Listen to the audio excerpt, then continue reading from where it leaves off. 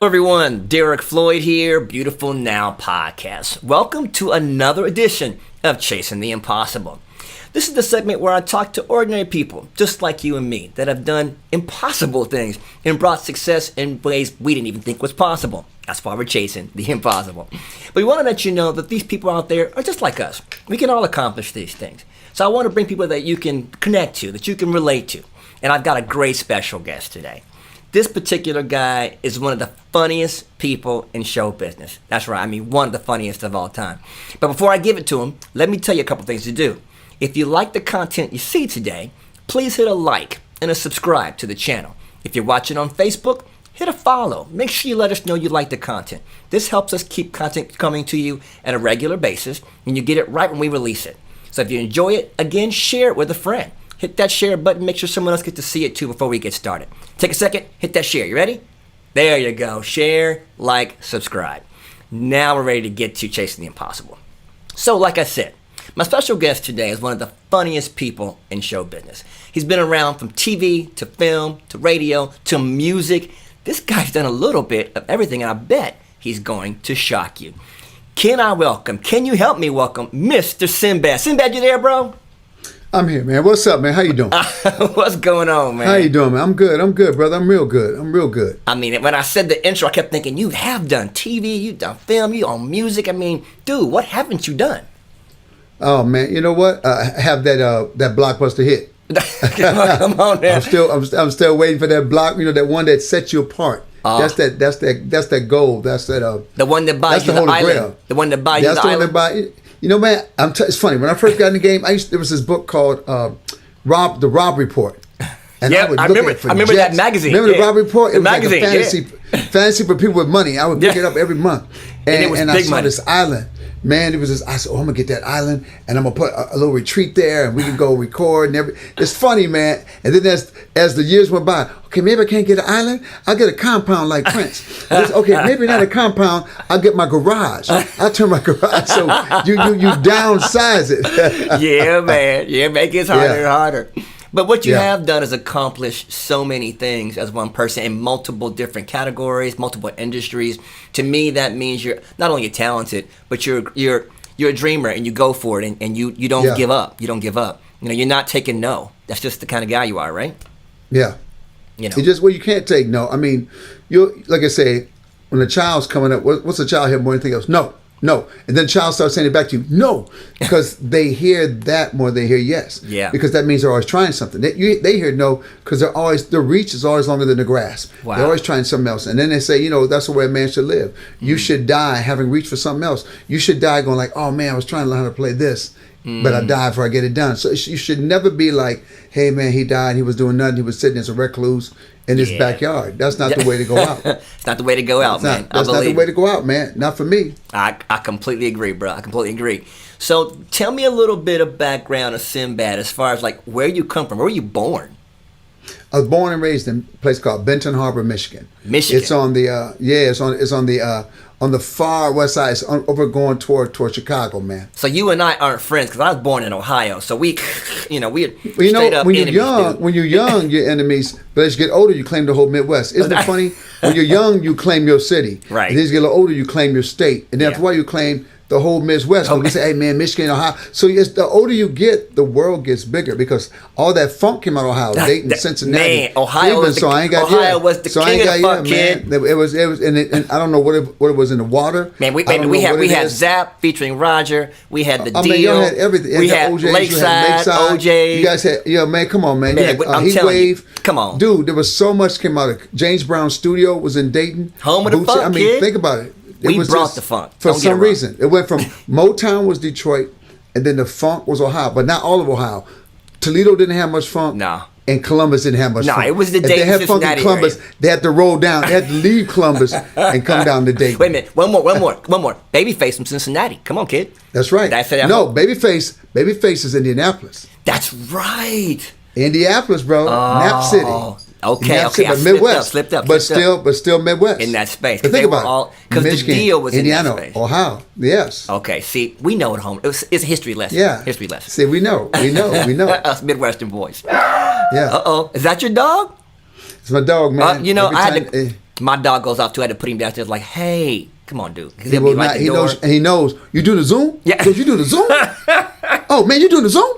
That's exactly what he does. I'm gonna get him his own cam. I'm gonna get a little cam by his bed. You should have a so doggy I can cam. switch. I'm gonna get a little Logitech camera. So while he's in his bed, when he barks, I said, "There it is. There he goes, right there. He got something to say." Man, you should. He got something to say. I'm just so glad you're here. As I said before, I started off in the intro. You are by far one of the funniest comedians in this generation. So there's no joke. All BS aside, always loved your work. So tell me, when did you discover that you were funny? When did you even know? I tell people a story. I was 4 or 5 years old, and I was in bed, and I was hearing this cat talking on TV, and I was laughing. I'm 4 or 5 years old. I go out. It's Alan King, comedian. Wow. Okay. He's doing these mother-in-law jokes. I remember it like it was yesterday, and I said to my dad, "I'm gonna be that guy." He said, "Well, not tonight. Go to bed." I said, "I'm gonna be that guy." And I went to bed, never thought about it again. I was trying to play basketball and trying to play sports and find my childhood. I had a great childhood as far as mother, father, and family. That's what's up. But it was rough for me trying to find my footing and trying to fit with people because I couldn't find my fit. I was always uncomfortable in the fit. So, I became like a later bloomer when I said, this is it. That's why I respect any entertainer who's like 17, 18, 20, doing this game, to have that much knowledge about self. I was still trying to find myself. Yeah. I was still trying to find myself. It takes a Plus, definite level of confidence to take this game on at that age. I wouldn't be this comic. I wouldn't be who I am, though, if I hit at 18. Yeah. You have maturity. You grew into it. Yeah. It became something else. So from then on, was comedy or being a comic, was that always your dream after you found that niche, like, I can do this, I'm funny? My dream was to be Mary Andretti. My dream was to be Jacques Cousteau. My dream was to be a scientist. I had so many dreams. ADHD is a great dreamer. We didn't know what ADHD was back then, but I think it fueled your dreams. It fueled your creativity. It's not such a negative thing as it is now. It opens up your imagination. Outside. Yeah, and you weren't in your parents' way because you weren't allowed to be in the house no way. you was outside playing and stuff, man. So yeah, there were so many things I wanted to be, because remember in the 60s and 70s and 50s, I'm growing up. When you watch TV, that thing is so big. I don't know how to get there. Remember, there's no path like it is now. Kids are online. Here's the path. I'll be an influencer. I'll do this. But back when I was coming up, there was no path. So you just made up some wild stuff. I'm going to live in a mansion with a swimming pool inside. Nothing you ever seen. Everything was in your head. That's unique you just mentioned that, because there wasn't the direct path to the other side when we were younger. There was no internet. There was no social media. There was no connection to that. And man, we're Midwest. How you get to LA? I don't know where LA's at. How you get to New York? I don't know how to get. I gotta drive there. Ain't no flying. I guess I gotta drive there one day. Wow. And just think how much the world has gotten smaller for us now. Yeah. It's just a click away now. It don't mean nothing. It's small, but it took some of the magic away. Now it's smaller, so when I look at a young kid wanting to be somebody, I said, dude, you got so many tools at your disposal. Don't be crying to me about, hey man, you can't cry to me. There's 900 ways. Oh, I can't go to college. Then take a Coursera course. Take a Udemy course. Look, man, please. There's so much knowledge out there. There is no excuse for not accomplishing what you want to get to. Come on, man. It's all right there. You can learn the code. The only thing you can't learn. The only thing you can't learn is like be a doctor. You can learn to be a lawyer. Look, Kim Kardashian. Come on. She ain't gonna go to school. Somebody just gonna sponsor her. Exactly. So, exactly. Yeah. They just now we found out it was Van Jones. Now we found out it was Van Jones, man. I'm not even gonna go there. I'm gonna leave that alone. I ain't either there. I ain't either, brother. I'm gonna save that for my other show. I'm saving that for my other show, man. Yeah, anyway, I'm gonna fast forward past that answer. When was your first break as a comic? When you say break, like when you thought I'm gonna be on a stage levels. Somewhere, like was it a TV show? Probably Air Force talent show. Air Force, but is what got me kicked out the Air Force. But it's the thing who made me who I am. Okay, now I know part of your story. You were farting around in the Air Force. You were going AWOL and doing all crazy stuff. Oh, dude, I was doing anything you do wrong. I was doing it.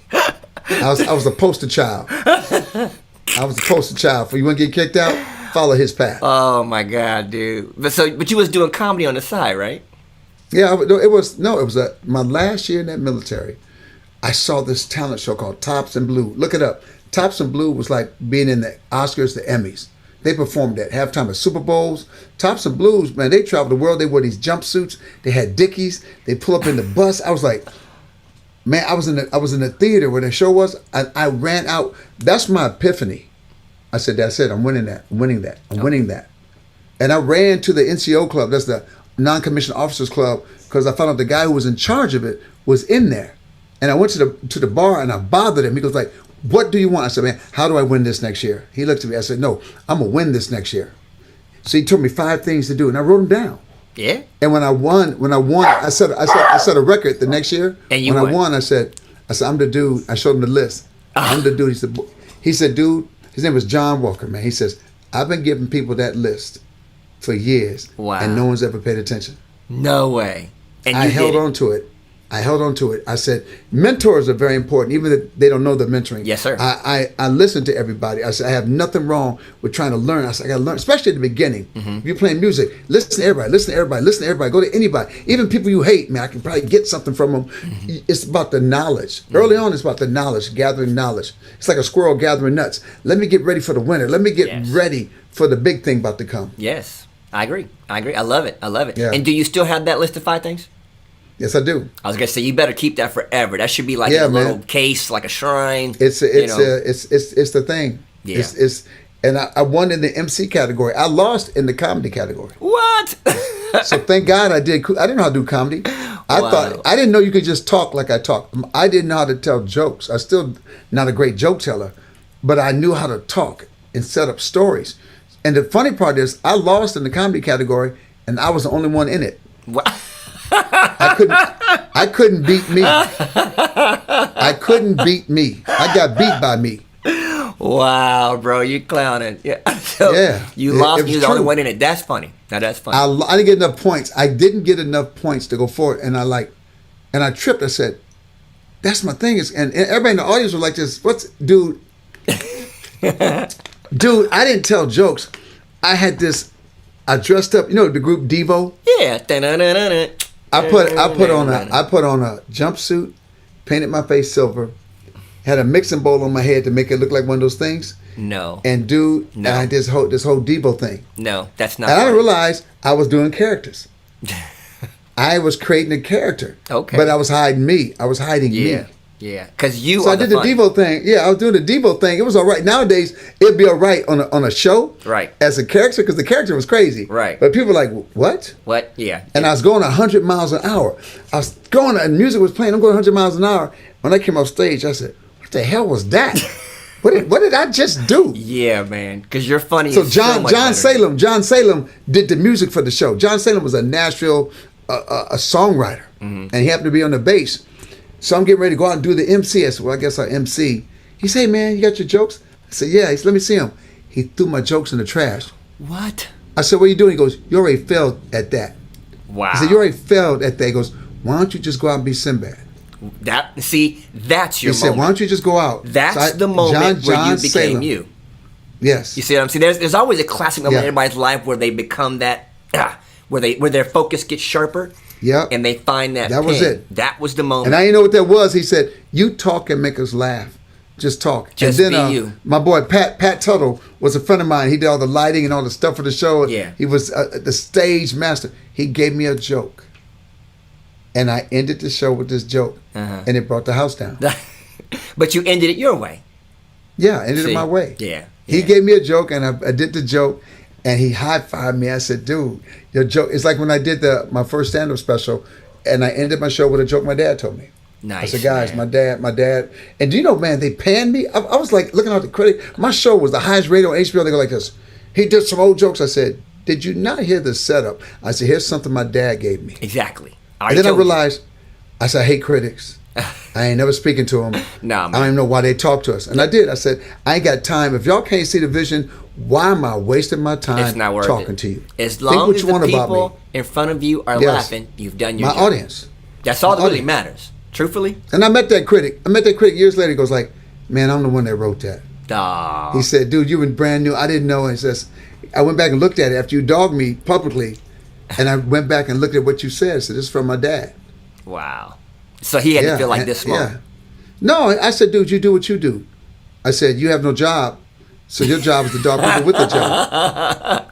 So you still cracking jokes in the middle. That was my snatch. That was no, it is. I had to smack him back. I said, after that, we cool. But I need to hit you back one time. At least once. At least once. Yeah. So when did you feel like, okay, I got the dog. When did you feel like, I finally made it? Like, this is the moment. Like, you've done a lot of it. You've done TV, film, da-da-da. But was there a moment when you was like, I made it. This is it. Was there a moment? Well, the first phase was when I started as a comic, and before I know it, I was, without TV, without movies, nothing. I had people booking their vacations around me coming in. Nice. And I only been doing comedy for 8-9 months. Damn. I only been doing comedy 8-9 months, and I went from a opening act to headliner in 2 months. And then I didn't know what that meant. Other comics told me later, man, we hated you. I said, what? Because I didn't know the rules. I was so naive to the rules. I didn't know I was breaking rules. I just knew I can't spend a lot of time out here trying to figure this comedy out. I ain't gonna spend a lot of time. I said, God, if I mess this up, I look like everything I did, I was a fool. But if this works, I look like a genius. Yeah, for sure. It looks like I had a plan. So that's why I told kids, hang in there. Because if it hits, you look like a genius. So I just kept doing it. So you know what it was, though? Star Search. Star Search. When I did Star Search, I dyed my hair blonde. I had a blonde, jerry curl, ducktail. I wore every color known to man. I had feathered earrings. I said, when I walk down the street, they're not going to ask, is that Sinbad? It's going to be, that can't be nobody but Sinbad. Wow. My dad looked at me, what are you doing? I said, I'm setting my brand. Okay. I didn't know what the brand was. I'm setting my brand. I said, I'm a rock star. I ain't trying to be no comic. But did it work? I always thought like a musician. Yeah. It worked? I did Star Search. One episode. I did one episode of Star Search. I'm in LA. I'm in UCLA. I'm going across the street to get something, and these kids scream, "That's Sinbad!" And I turned around, and I said, "Yep, it's me. It's me." Yes, and the whole brand, it all worked. Yeah, yeah. That's pretty cool, man. I don't even remember you did Star Search. Man, that's been so long. 85, brother. 85? 1985. Wow. Yeah. 85. Man, so 85, let's fast forward. You've done TV, you've done movies, and of course, stand-up. What's your favorite arena that you've landed in that you've been successful in? I love making movies. I love doing TV, but nothing will be stand-up. Everything else came from stand-up. Okay. Everything I do came from stand-up. Because you parlayed all that success into other arenas. Yes. What sets us apart from an actor, what sets us apart from everybody else is like, we'll grab that mic. We'll grab that mic and get on stage. I don't need a mic. If I can just talk loud in a hall, I can always have my voice. You know what I'm saying? I don't have to have that depression from an actor like, what do? I said, well, I'm going to go on stage. I'm going to go make some money. If they don't want to hire me for movies, I will go right back out and do this. So this is the first time that's not available. This is the first time I'm like, I'm home for 6 months. I actually talked to him. I said, what? I mean, I don't know what this means to me. Yeah. I don't even know what this means to me. Yeah. I have no idea. Yeah, I was going to ask how COVID has affected all this, because I mean, a lot of my artists and entertainer friends are like, we don't know what to do right now because we can't be at our movie set. We can't, like, Broadway is shut down. You know, all these things where you'd have to be able to go out and produce or be a part of. We require an audience. We require an audience. Yeah. We'll be the last ones back. Wow. Entertainment will be the last one back because we require people being in a room. We require that. Like a restaurant needs customers, and they're going under. We require an audience. The good side, and there's so many good sides of it. I'm home. My 5-month-old grandson, I'm hanging out with him. My kids, everybody's kind of here at our house. We got like 6-7 people in my house, so this wouldn't have happened. Yeah. You know, my daughter was supposed to get married in September, but they moved it to April. So she said, so that side I'm embracing. Yeah. I mean, there's a lot of blessings to being home. I don't get it wrong. I'm doing the same thing. You know, it's my not job. natural I travel all the time. So, and I haven't traveled in 3 months. My wife's like, boom. You know, she's like, it's working for us. I know. Right? So, and it's cool. We're like, yeah. But we know we got to go back out and travel. Got to go back out. But I won't go back out to where I was. I'm like this. We've proven we don't have to be there. The business can be done. One thing this has done to me, I don't have to leave on a Wednesday to do a show on a Friday because they need me to do TV on Thursday. I'm like, no, man. I'm going to hook up my system, my live view system. Y'all going to set me in like I'm sitting right there in the studio. Yes. It's going to be rare that I give you 2 extra days to do one day. Just like we're doing right now. We can do this anywhere, kid. And now that we've done it, I don't want to go back. Exactly. Everybody say, hey, man, I want to go back. I want to go back. Why would I want to go back to the way it was? It was broken before this happened. Yeah. Blessings on that, man. It was broken. So now I'm like this. Okay, when this opens up, I'm never flying out like that again. I'm never going to have a club tell me, well, if you don't come out Thursday, I can't book you. I'm like, well, bro, later for you. Yeah. I'm not giving you 2 extra days. Nah. Unless you pay me like I'm performing that day. You want me to come in on Wednesday? Then you pay me like I'm performing that day. There you go. And you are due for another TV special, man. We got to have you on the boob tube again. You are so due for another comedy special. So due. We've been the Sinbad Summer Jams. Come on, kid. Dude, I went to Netflix. I went to Netflix as soon as this happened. I said, dude. So I'm thinking this could be my moneymaker. I said, the kid being on the road, let me shoot something. I said, okay, we can't shoot with an audience. I said, well, dude, I'm one of the few people that can do that. I can do this because I'm always talking to the audience and saying, hey, man, tell me where you're from. So I pitched an idea to him. Let me get on stage, 1,000-seat room, put 50 people at the most. Put 100 people in there. Just 100 people, but give me LED screens on the side. Yeah. Give me a screen behind me. For the first time ever for Netflix, people from home will control the comedy. That would be hot, They'll be telling me what direction they want me to go. Man, I'm pitching this. And they didn't go for it? And they go like this. And then they did this. Yeah, we already think about doing that. Liar. Lies. Liar. No. And they ain't the point that you thought about it. Nobody can do it like me. There you go. This is my forte. Yes, sir. And I know it wasn't crazy because I saw a picture of Oprah. She had 2 monitors on the side. She had a big monitor in the front, and she was sitting there talking. I said, because she requires an audience too. She requires that energy. I said, I wasn't talking crazy, but why did it take, I can't fight the rules, but why did it take seeing Oprah to send you a picture of Oprah so it could make sense to you? Yeah, brother. It's going to happen. I'm putting it on my So I'm like this. I'm putting I put it out there. It's gonna happen. I put it on. I told a guy, this is how God works.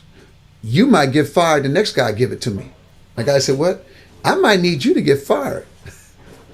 I said, I'm not asking you to get fired. I told the head of a studio one time, a long time ago, I said, you're going to hire me and you're not going to know why. He goes, I'll never work with you. I said, man, never's a strong word because you don't control the universe. So you can't say never when you don't control the universe. You can say, I'll never let you in my house. Yeah. You can say, I'll never let you drive my car. Mm-hmm. But you don't control this thing out here. It's so true, man. So when I ended up working for him, he just sat down next to me. I said, cool. I said, it's cool, brother. Wow. I said, it's called faith. I didn't curse you. It's called faith. Yeah. I said, faith will move mountains that I don't even know how the mountain's going to be moved. My job is just to get to the mountain and then sit there. So, okay, God, I'm at the mountain. Did I get here early? Yeah. What do you want me to do? I'm going to just see if you move. I wish you told me. I would have waited for a month. So our job is to be prepared. Yeah. I tell people, all you can control is the preparation. They said luck is opportunity meeting preparation. There's no such thing as luck. It's a thing called, wow, I'm glad I did work out. I'm in shape. They gave it to me last minute. I'm glad I did study this piano. It's called do everything you can because when the time comes, you ain't got time for it. So good. So even saying that, it brings me to my next question, which is like, with every great success, there is failure. There's mountains in the space. Give me a time when you had to learn from your mistakes and how'd you grow from it? There's no failure, brother. Remember the Dr. David Viscott used to talk about it. Norman Vincent Peale used to talk about it, man. Robert Schuller says, obstacles are natural. I require them. I require that you knock me on my butt. I need to get knocked down to get stronger. A person that never get knocked down freaks out when they lose. True. You ever seen a cat been undefeated all their career and then they finally lose? And also, it breaks them. They're discombobulated. So, bro. Welcome to the real world. Yeah, true that. Welcome to the real world. True that. Welcome to the real world. So the more times I can get knocked down, especially early, the more times I can get knocked down early, I say, here you go. Okay, thank you. Oh, okay, thank you. See, each one of those is like a callus. I get tougher. So the next one comes, dude, you don't freak me out. I've been here. Matter of fact, I might dodge the next one because I've been here. I've seen it, man. You can't hurt me. You can't stop me. What throws you is when you get to a certain level and you start walking through a little bit different. And then God's like this. Oh, you didn't call me last week? I got this. God, I got this. I got it. I know you're busy. I got this. He's like, all right. And all of a sudden you slip. Like, uh-oh. hey, God, let me, I know we ain't talked in a while. Can I send you a text? I tried to call you last week. Remember, I called you. And he's like, God's like this. All right. See, people don't believe in God. They got their own thing. But for me, I know it's humbleness. Humbleness. But more than humbleness, faith. Like, none of this belongs to me. Yes, sir. None of my talent. When somebody says, how'd you do this? I can't teach you anything that I do. So you see in most master classes, I can tell you how to find yourself. Wow. I can tell you trust in self. I can tell you grit. You got to have grit. But talent, you got to deal with that. You've got to figure out why you're here. You got to quit crying to me. I want to thank my haters. I ain't thanking a hater for nothing. What is this new thing? I want to thank my haters. Please, man, you thought you were going to have any? You thought everybody was going to be happy for you? Please. You sound like a gentleman that I just interviewed a couple weeks ago. His name is Warren Shad. I don't know if you know him.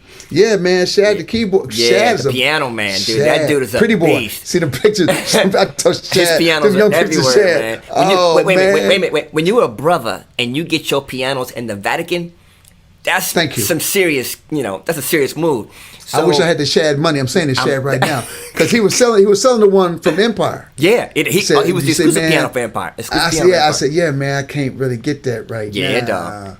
But I want that piano, Shad. And the cool thing about his is they're made one by one exclusively. Yes. There's no, you just get one exclusive piano at a time. There's all these big companies out there. They got that. Man. They got look, big companies. They never wrong, but Shad's piano.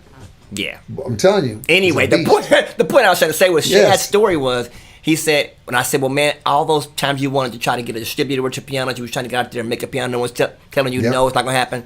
I said, didn't that discourage you? He's like, nope. I just figured this wasn't the one. I kept going. He said, I knew I was gonna get there. I just knew each time I said no, that just wasn't the way I was gonna get there. So I kept going. I'm like, that is faith. That's belief right here. You need 100. You need 100. I need a 99 quick no's. Yeah. So when I'm going in, I need you to get to know quick. I don't need that. Well, we like you, dude. If you don't want to work with me, just let me know right now. Yeah, they say fail fast. Is that I don't need that. Fail fast, fail fast. When I know they're about to say no, man, Sinbad, everybody loves you. Man, we love what you're doing. I said, okay, let's stop. I know we're not doing this project. We can stop right now. I don't need all that. Yeah. Obviously, everybody don't love me. Because you don't love me. Everybody loves you, man. You're so talented. Everybody loves you. Oh, God, here it comes. Can I go? I just start getting up. What are you doing? Thank you. I got it. Wow. I don't need, when I was younger, you like the accolades? Because you leave. They said they love me, just couldn't find them for me. Dude, and that's one of the other questions. Well, no, it's on the right one, on the failure one. I've learned, if anything I would do over, and you can't do overs. You can't really look at life as a do-over because that's a waste of time. Right. But when I give to if I could give it to somebody else to do, don't ever get angry because you stop. There's got to be righteous anger. Righteous anger is different. Righteous anger is like, okay, my dad said, you don't do well with a bunch of yeses. You do well when they're smacking you. I said, you're right, Dad, I do. But when I thought I had earned something, there came a point where I thought I earned something. And they kept saying, well, what movie have you written? I said, well, you got some movies here I want to do. What movie have you written? And I was pissed. And I think I set myself back because basically God was saying, I gave you this gift to write. You got 35 ideas in your head, but with the ADHD, it's hard to sit down and write because I'm gonna tell you, I have a 49-inch screen up here. I have 5 browsers open. Yeah, you're that guy. And this was the browser. And this is the browser I started with. So when I would write, I would start writing. I go, oh, that's another idea, and then I put it to the side. Oh, and that's another movie. So the curse was I couldn't think of a movie. I could not think of a movie.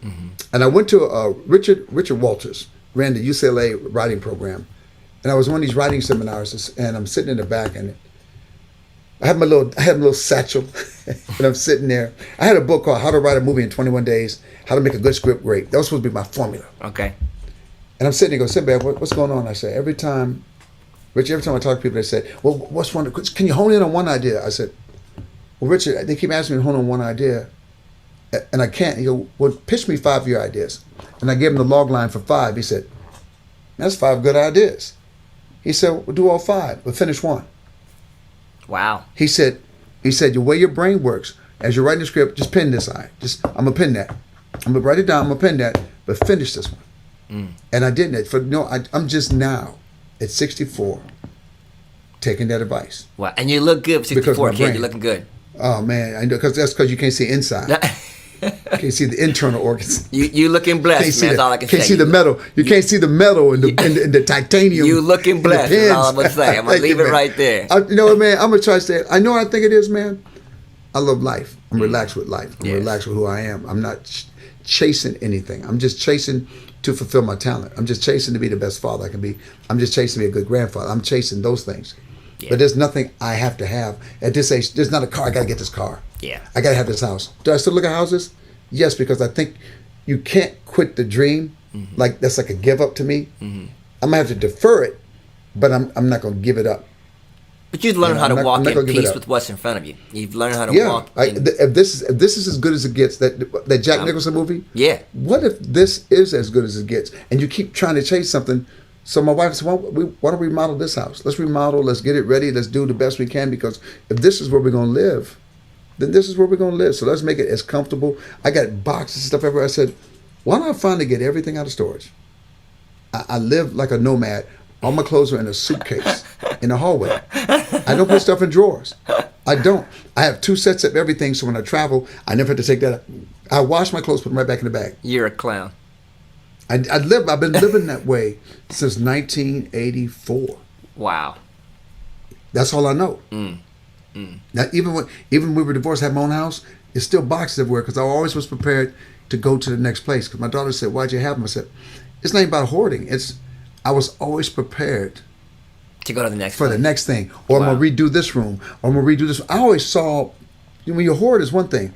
I always saw the stuff gone because I hate the stuff there.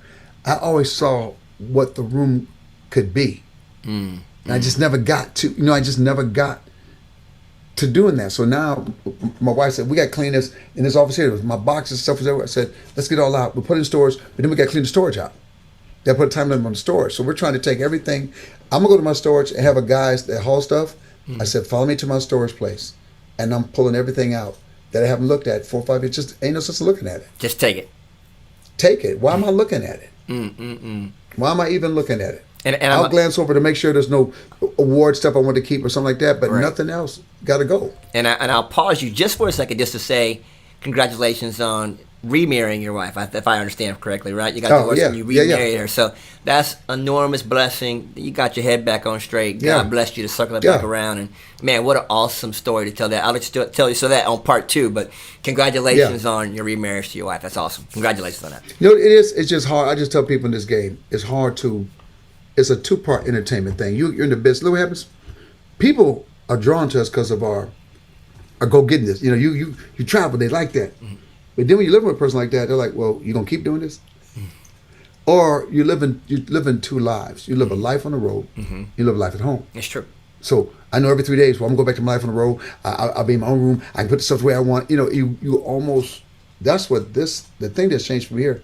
I'm here. I don't get to go back to that room there. It's here. And I said, and it's a selfish business. Early on when you're growing, it's selfish. It's hard to be a husband or a woman's a wife. And this business is about me. Me. But you got a wife, you got children. Me, and them, and me, and them. And to man, just to come out, because so many guys I know come out, they're not tight with their kids. They're not tight with their family. Even if they got divorced from his wife, he's not even tight with his kids because he thought he could do that later. I said, dude, later they don't need you. They got friends. Later gone, man. You better get it right later, now. Dude, it's like the Cat in the Cradle. That song. Cats in the Cradle, Silver Spoon. Oh, dude, that song. We'll get together then, Dad. I know we'll have a good time then. And then you end up making the same mistakes that your pops made or that somebody else made in this business. It's so true. And I'll echo it just by saying, I learned to spend more time with my kids over the last 2-3 years, and they so appreciate it. And we respond differently. We share, we talk, we chat all the time. Now we go on FaceTime and laugh and joke, and it just makes a difference in the reality of how I'm enjoying their life with them. And when I travel now, I try to take my wife with me. I'm like, because she has a job. Thank God, but she's flexible too, so she can come with me. And then it makes it a little bit more easy. So it's not just me doing, take videos on my own, live my life different. It can't be that way. You got to have the crew around. You got to take that time every day with your family. So kudos to that, man. Kudos to that. I'm going to pivot because I only got a few more minutes with you. I'm going to pivot out. Okay. Not everybody knows that you're a musician, or like a real musician. Like, how many instruments do you play? I was a drummer And I'll give you a quick. I was a drummer growing up. Drummer, played drums, loved drums. Once I went to college, played ball. After my freshman and sophomore year, didn't touch the drums again for 30 years. 30 years? I was in my 50s. Do you know, man, I didn't play music, but I kept opening for bands. I kept hanging around the bands and working with music, trying to put a studio. Everybody said, why are you going to NAMM show? I said, I just want to be involved in this music again. And it was finally somebody said, man, you need to get back to music. So I got back on the drums. But I said, man, drums is too far back. I can't travel with a drum. I'm gonna play guitar. Yeah. But I thought I was gonna be doing some Isley Brothers stuff in the first month. I didn't realize how hard a guitar is. I threw that guitar behind my couch. I bought a different guitar because I thought something was wrong with that guitar. Because you couldn't play it. Yeah, and this older blues player at worked at Costco said, "Let me see your guitar." He played it. He says, "It's you, bro." He said, "But it's not you." He said, "It's you not playing every day." He says, "Not you." He says, "Not that you can't play. Do you think you're a prodigy? Well, you found out you weren't a prodigy, right?" Right. He said, "God don't make but a few of those." Yeah. A little kid that walks up to your piano can play it. Yeah. And I wanted that. He said, "Well, there's another thing you can do. You can work your butt off, and nobody know that you're not like a prodigy." There it is. So the ADHD, of course, ADHD, I'm playing the guitar. I said, but I really wanted to play bass because bass was like drums. So then I picked up on the bass. I said, ooh, and I was looking at somebody play the horn. That should be fun. But I said, ooh, but the horn's hard. I'm sure. So let me try the trombone. So where did you end up? Well, bass, guitar. Now, I play more percussion than drums because I don't have drums at the house. If I wanted to play drums, I would just shed to get on it. But I like percussion. I like that rhythm of percussion. I travel with Victor Wooten, playing percussion with him and his family. So I love percussion. And you were on a Brian Culberson record playing guitar. Yes, yeah. Because I love Brian Culberson. Love Brian Culberson. That's my boy. And he just seems like he's such a mad, cool dude. So if you want to hook me up with him, I would love it because I would love to talk to him. I'll hook you up. I'll hook you up, man. He does this thing every Friday. Facebook show, right? Yeah, man. He does YouTube with it too. I would love to interview him because me and my wife, man, he is like on our list every day on Spotify. I'm playing some record. He's on everybody's list, boy. That dude is a beast. Brian, a bad boy. Yeah, and you played guitar on that record, right? You were like, sing. Yeah. I was like, dink. Yeah, I was just like. Was that you really playing? Some sevenths and ninths, man. That's all I was doing. Some sevenths and some ninths, man. Was that you really playing though? Yeah. Oh, no. That's all I got, Brian. I know. I hear that track and I instantly chuckle. So now when I play it, I'm going to go, that's my dude Sinbad. That's it. Yeah, man. So now I'm learning, I'm trying to learn piano. Piano's the hardest thing for me to learn. And then I realized it was the hardest for everybody. Yeah. I realized it was the hardest for everybody. Yeah, so I'm the keyboard player. So that's me. I got to discipline myself. I kept trying to find secret ways. Nah, man. Ain't no shortcut, man. No shortcut. You gotta I had to quit giving myself time limit. Like on the saxophone, I ain't put no time limit. The only thing I put down was the trumpet. The trumpet, I have to devote a year to. So I'm going to wait maybe 2022 because that embouchure on a horn is a different kind of beast. Yeah, it's hard. You know what I'm saying? It's hard, yeah. It's a different kind of beast. It's hard. So how did you translate this love of music, you playing instruments, into Sinbad Summer Jam days when you was doing that whole, because that was the bomb when you was doing that. See, that was '94, and I wasn't even playing music yet. I hadn't got playing music. I loved it, so I was, DJs. All my specials come from like my wife and I'll sit in a room until the sun come up, just listen to music. But my comedy comes out of it. I can't explain it. My comedy comes out of listening. I go, I'm gonna do this, and that, and I always put some comedy in it with an opening with some dance music. Yeah. But I missed the cool jazz festivals. I missed the Budweiser Soul Fest. I said, man, if we could do, I thought, if I get Chicago, I go to Chicago, I get a crazy house band, and I find the lead singers from all these bands, and I put together. But then bands started getting back together. I went to the Strand in LA. I saw a Gap band. I said, wait a minute. I can get the bands. But then I heard some cat told me, man, I said, I'm gonna do this. Yeah, man, it's gonna be crazy, man. All these cats be showing up. I said, wait a minute. I can't have people come and tearing this concert up, man. I got it. Look, it's got to be done right. The respect of the funk. Yes, it's got to be done right. I said, so I'm going to go someplace. If you don't have a driver's license or passport, you can't come. So I can at least, if you come, it means something to you. You got to control it, yeah. That's all I wanted. I didn't want it to be convenient. So that's what happened. If someone told me, I went to HBO, I had this crazy idea. And they loved it, though. It worked, dude. 10,000 people flying out. Dude, it was a crazy show. I mean, you got to do it again. We did it with about 12 people, my family and friends. Dude, it was a small crew. Man, once COVID ends, you got to bring the Summer Jam back. That's how. You know, my brother does one, Soul Beach Festival in Aruba. Okay. And Tom Joyner's cruise ship came out of my festival. Okay. Tom was at my festival. I said, I want to do one more, but I'm going to mix 70s, New Jack Swing, gospel, blues. I want to show the gamut. That would be hot. The gamut. That would be hot, yeah. Of what soul and funk. I'm going to soul, funk, blues, New Jack. All right, so last few questions. We're going to close it up. I was trying to do 30 minutes, but we're on 45. We're just going to keep rolling with it. It's all good. All right. With so much success in comedy, what do you think is the hardest part of being a comedian? Because for you, it seems like it's natural, like it's effortless, but I'm sure there are some tweaks that makes it kind of difficult to pull that out. Nothing on stage. The hardest part is the hardest part of comedy was when someone says, "Man, I don't." Executives, not my fans. The hardest part is dealing with people like this. Where I don't see me coming from, dude. If you don't get it, you see all these people out here. Yeah. Even if you don't get it, if I don't get Taylor Swift, somebody does. Yeah. And somebody's smart enough to put her somewhere.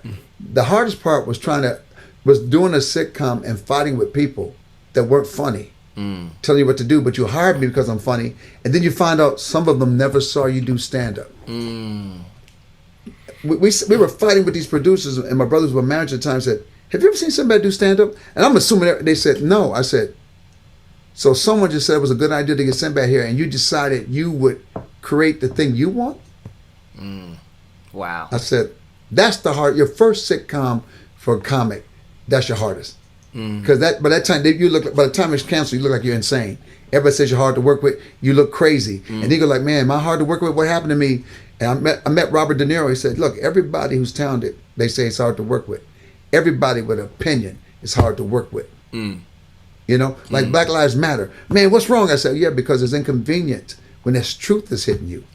This truth is inconvenient. But if you just back up for a second and listen, it might not be that hard." Wow.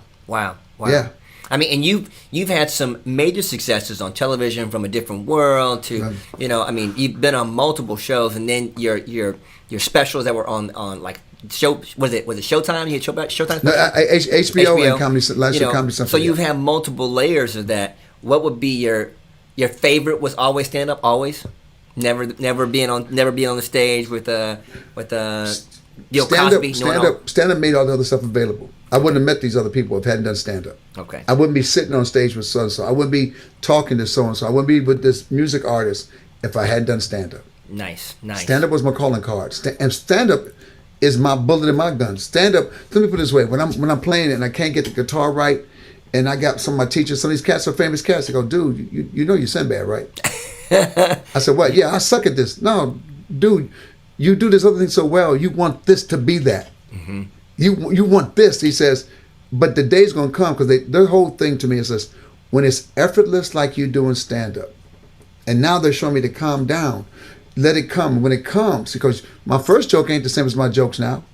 It's true. Like I said, my dad. I tell people I can give you knowledge, I can give you my ideas, I can't give you time and game. Yeah. Nobody can give me the time and game. That's my job. Yeah. That's good. My job is to put some time in game. Last question, man. I just appreciate you spending a few minutes with me. I always love talking to you. And we've known each other for so many years, but we never get to hang. Coming down now. I feel like I see you at every damn show. Every year I see you. And we never get to hang. So whenever we get back together, we got to hang. Yeah, cool, man. Here's the easiest, but the hardest question to answer. For all those inspiring comics out there, they want to get on HBO, they want to have their own thing, they want to get stand up.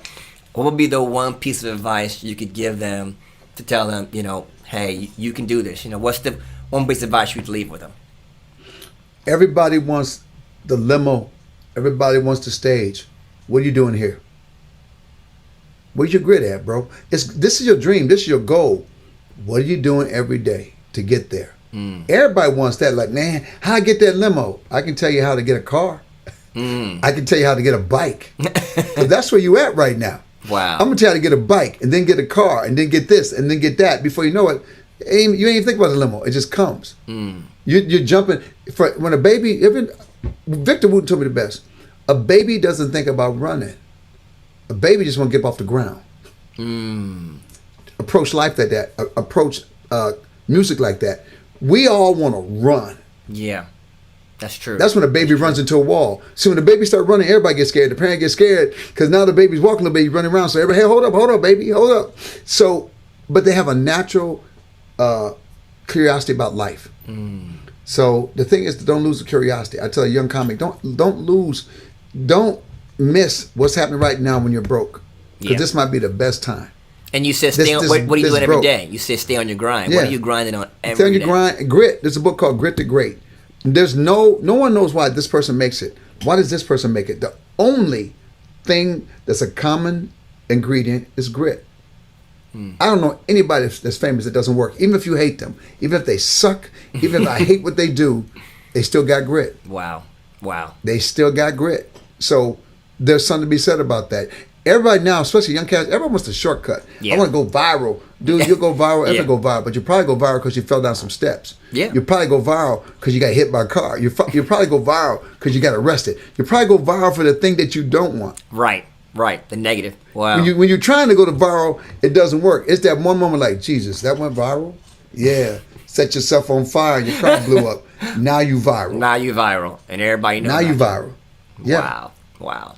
Well, man, it has been encouraging for me to listen to this conversation and just inspired by what you've done and how far you've come along the way, and that you're still doing well, man. You look good.